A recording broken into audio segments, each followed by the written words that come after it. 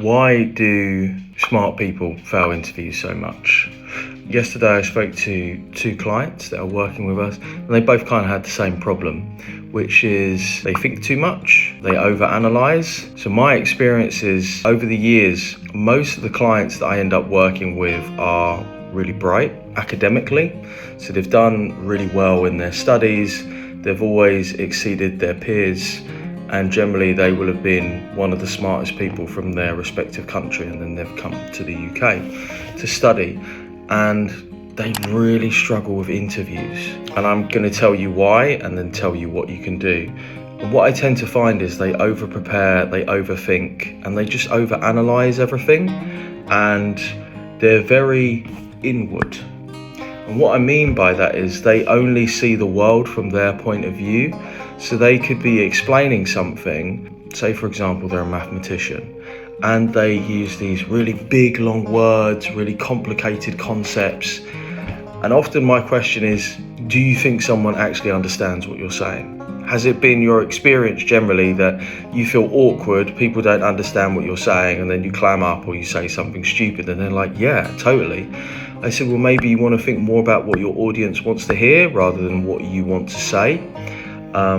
So that tends to be quite a big thing. How can we fix this? First of all, make your language as simple as possible. Now, this is a trick that I actually picked up from writing and from copywriting. So generally when I write something, I write it for an 11-year-old. So I write it to be understood by somebody who is 11. I don't write to be understood by somebody who's 19 and has gone to university. I write for somebody who's got a 6th or 7th grade reading level. And that's really common from popular novels and from world famous authors. If you used an app, say one of the best-selling authors of all time is James Patterson, if you took a couple of paragraphs from his book and you put it into a really cool app, which is called Hemingway app, you'd find that his language is at a 6th or 7th grade reading level, just for 11 or a 12-year-old. So that gives you an idea of perspective. The second thing is that if you spend a lot of time by yourself or amongst people who are as bright as you or smarter than you, then you're going to learn to converse with those people in the language that you speak. So you need to get out of those things. And I've got 3 cool suggestions that you can do that is really going to help you kind of break these behaviors and this mold of thinking. Number 1, Toastmasters. Brilliant, it's free. There are local chapters all around the world and probably at your university. You can go along, you can observe, and then you can learn to present from people who are better than you. And one way that we get better at skills, and also we learn skill acquisition, is that we go and learn from people who are better than us. We go and we observe them and think, wow, they're really good, I want to learn from them.